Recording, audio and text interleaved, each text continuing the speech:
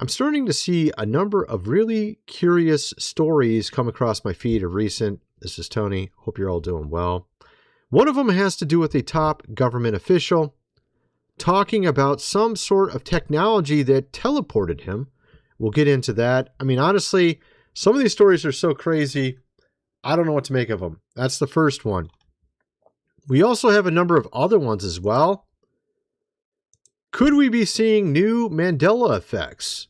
We had one I covered over briefly on my business channel, just sort of to kick off that video, talking about how a number of people remember going up into the torch of the Statue of Liberty back in the 80s, maybe in the 70s.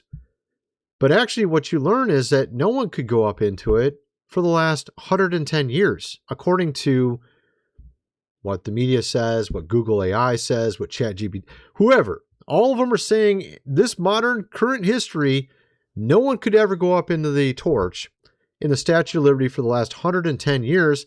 Yet we have people who actually lived in New York City, lived in DC, who actually have pictures on their wall of being up in the torch. We'll get into that as well. I mean, honestly, we got a ton of stuff like in this realm that's very bizarre. Let's just get going here. Let's start with Chick-Fil-A. Obviously, Chick-Fil-A, that's one that's been around for a while, but it seems like it keeps flipping back and forth. This is the weirdest part about it. I remember covering this like 10 years ago on YouTube. Chuck Norris died, and now we live in a Chick-fil-A universe. Apparently Chick-fil-A with the CHICK-FL-A.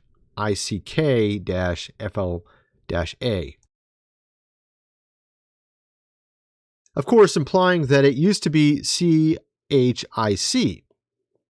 as you can see on this sign right here. And it seems like it is going back and forth. Is that what's going on? I don't know. Some are saying this. This seems to be very much going viral right now on X. Everyone talking about Chick-fil-A again. I remember talking about that like 10 years ago. And I remember talking about all these things back 10 years ago, except for this one. I never heard of this one before. And I showed it over on my other channel. Does anyone remember being able to go into the torch of the Statue of Liberty? I distinctly remember going sightseeing as a kid in the 2000s and going up to the observation deck of the Statue of Liberty's torch.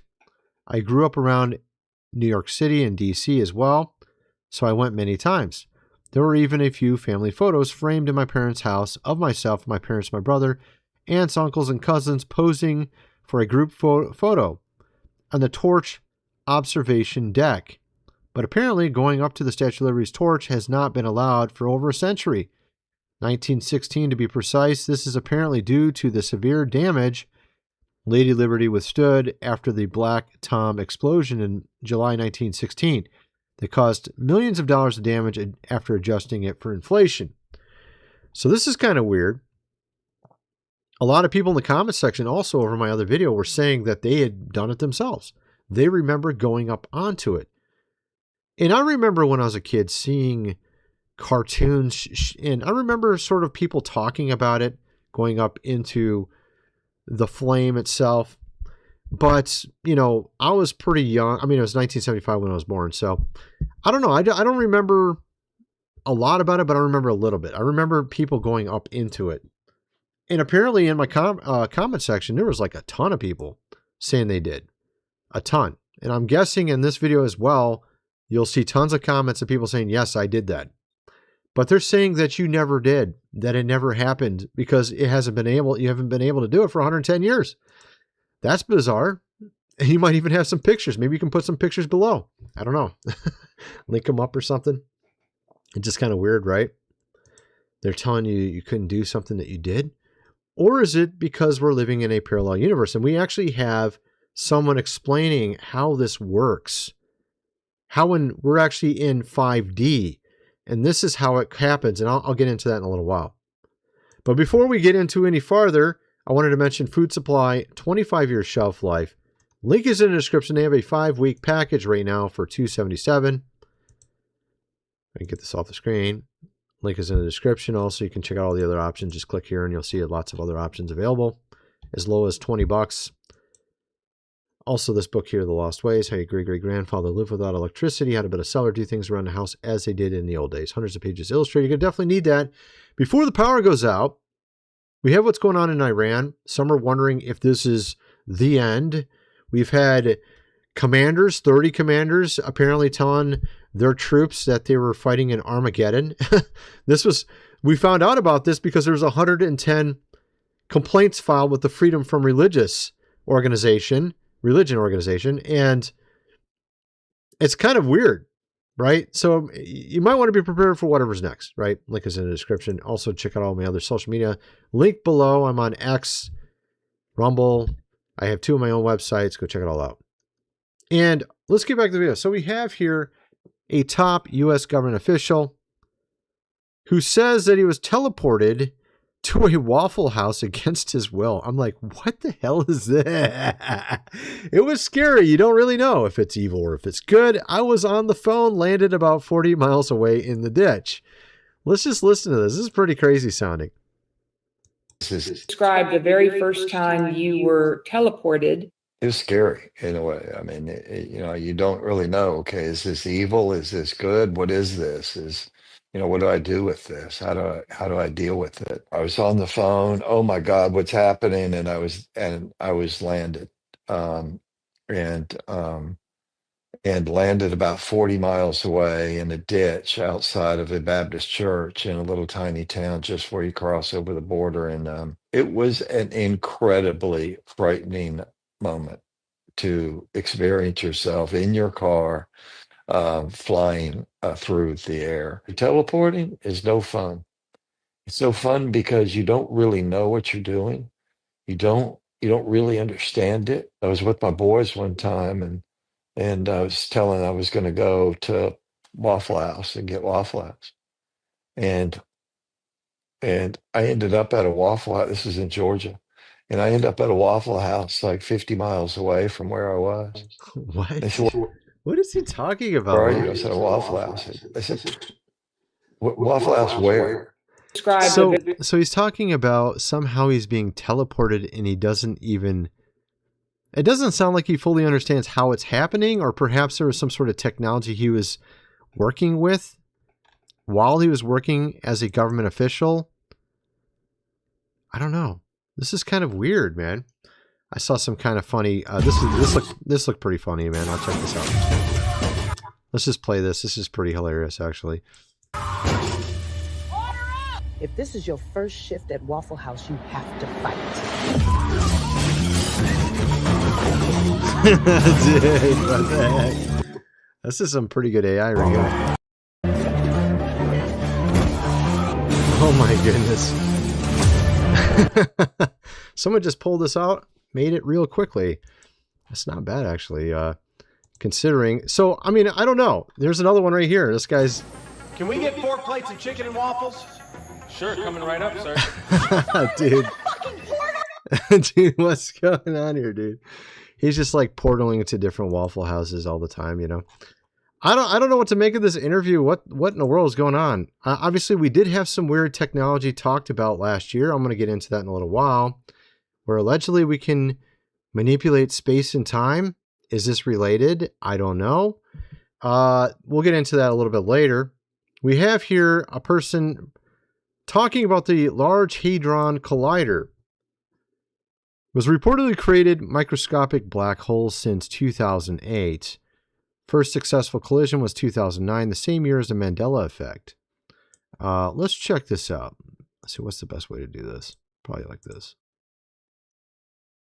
Or may not know what CERN is, but essentially it is a research collective by 25 different countries that all came together to build the Large Hadron Collider. Funny how we can come together when it's some scientifical Dexter's laboratory shit, right? We're not even in there though. America, we're not in that group. So we're not part of CERN at all? No. CERN fired up in 2008, right? The first time it ever fired up. So this is in Switzerland, in Geneva, to where it's 17 miles in circumference, right? It's under underground, right? And it's underground. How? How? I want you to think about this, y'all. It's 17 miles underground. Underground. That kind of gives credence to what that Bush officials that came out and said, oh, we got underground cities across the whole country. That means it has to be infrastructure underground. And essentially what they're doing is they are smashing subatomic particles almost at the speed of light. And they built this to discover what makes up the universe, or when the Big Bang happened, what happened right after that. So that's what they're answering these questions, or trying to answer these questions. When CERN was fired up, we tried to shut it down. There was lawsuits that filed here in America to shut CERN down, but to no avail. They couldn't because we're not in it and we have no jurisdiction. So why did they try to shut it down? Because they were saying that it could mess with the fabric of reality. Mandela effect.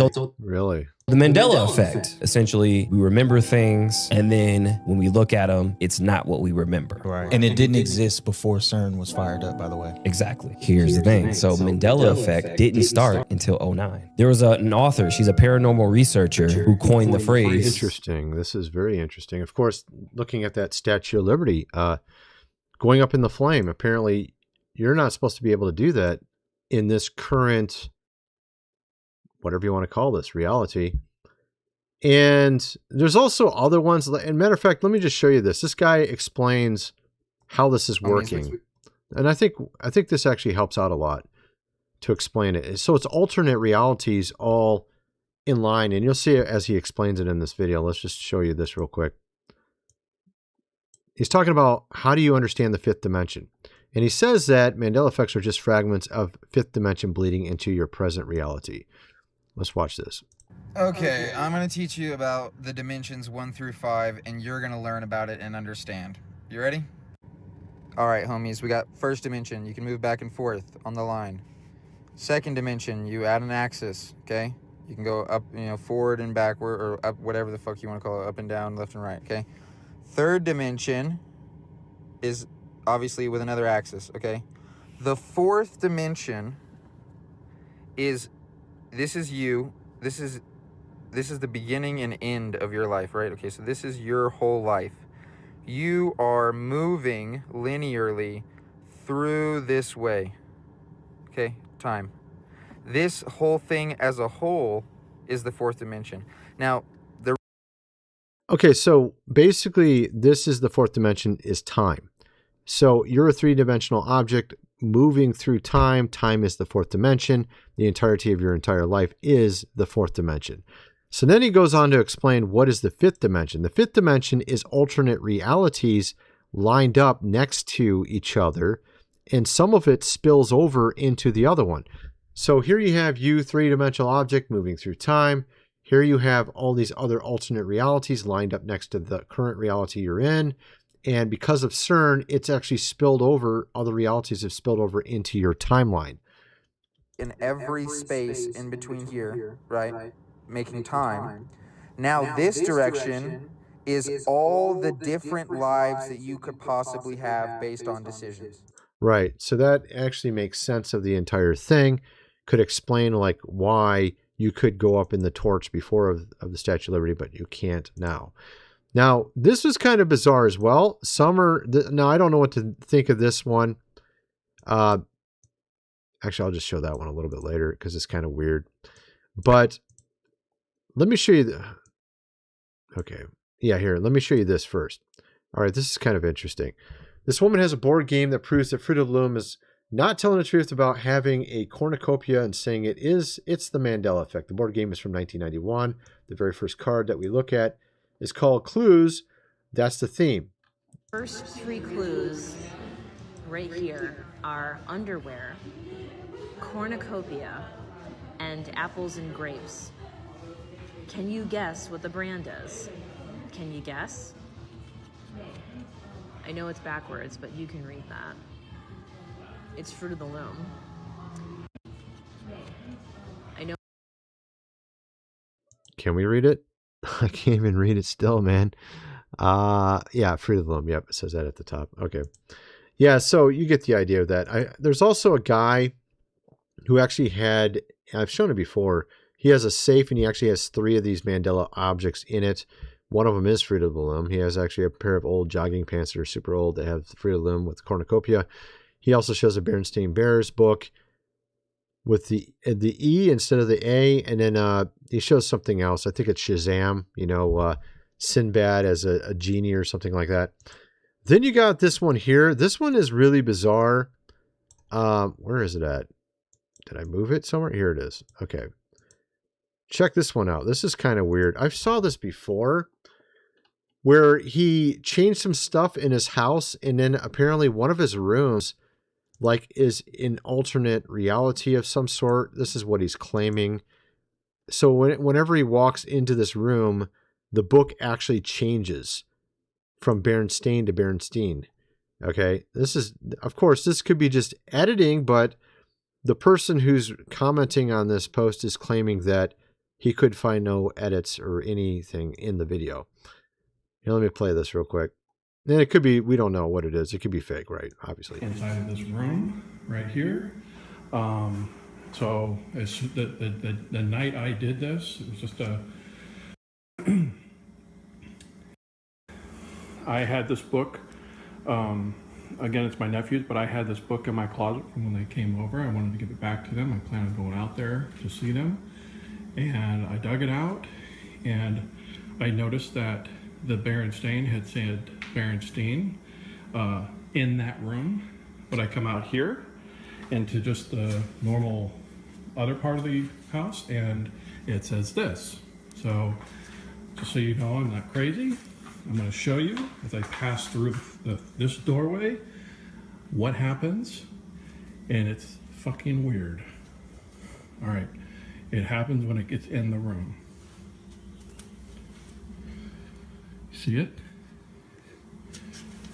And okay, let me do the closer one of it. It just creeps me out, man. I don't even like to be in this room anymore. But I sleep in here. I mean, look at that. That shit is changing right there. Anyway, yeah, I don't know what to think of that. He's claiming that his room is in a different apparent reality. And so you got that as well. But what's really bizarre about some of the stuff is I actually learned something new today about our president and his uncle. His uncle was a professor. And his name was John Trump, I believe, right? I'm trying to remember how I actually covered him before. John Trump. Yeah, here we are. He's an American electrical engineer and professor. And he was actually tasked with going through Nikola Tesla's work after he died.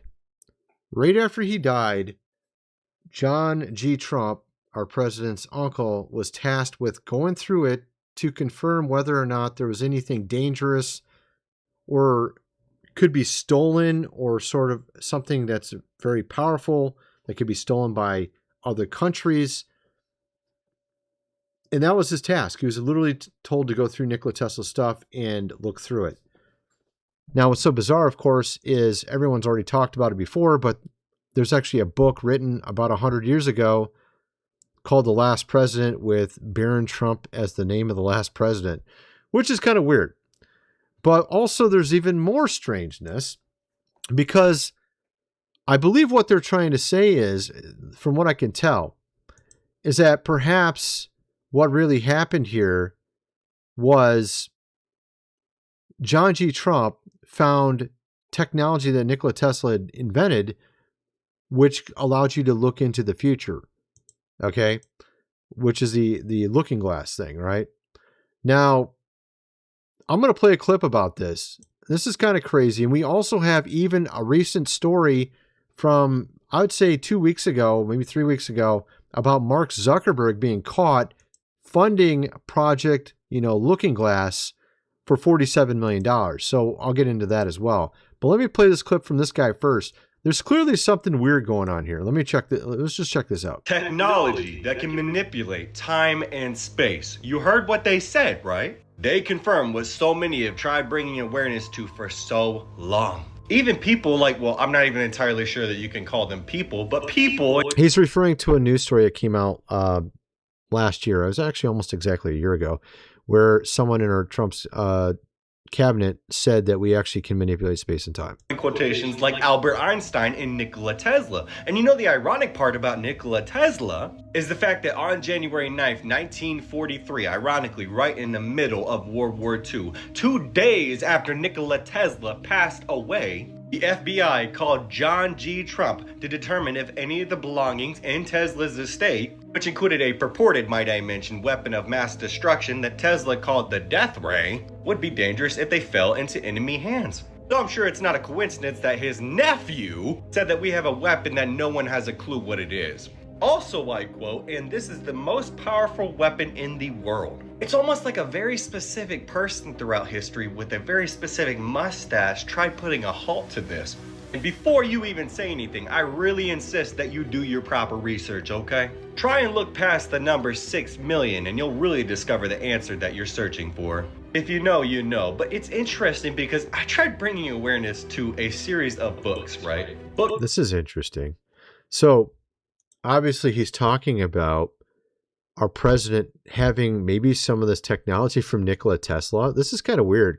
I don't know if this is true or not, but it's bizarre. It's in the fact that this story also came out regarding Mark Zuckerberg being subpoenaed, internal meta documents recovered from Tehran, Iran.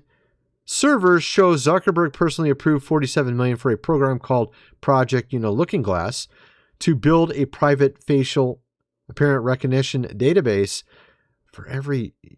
this is crazy. Child? What? And it was for Jeffrey? You see how crazy all this stuff sounds? Like, just me looking into it a little bit, I'm like, what the hell is going on here? I'm going to have to get into this more in another video because this is insane. I'm going to have to do a part 2 on this, my friends. Kind of wonder what some of you guys think. Let me know in the comment section below, and thanks for watching.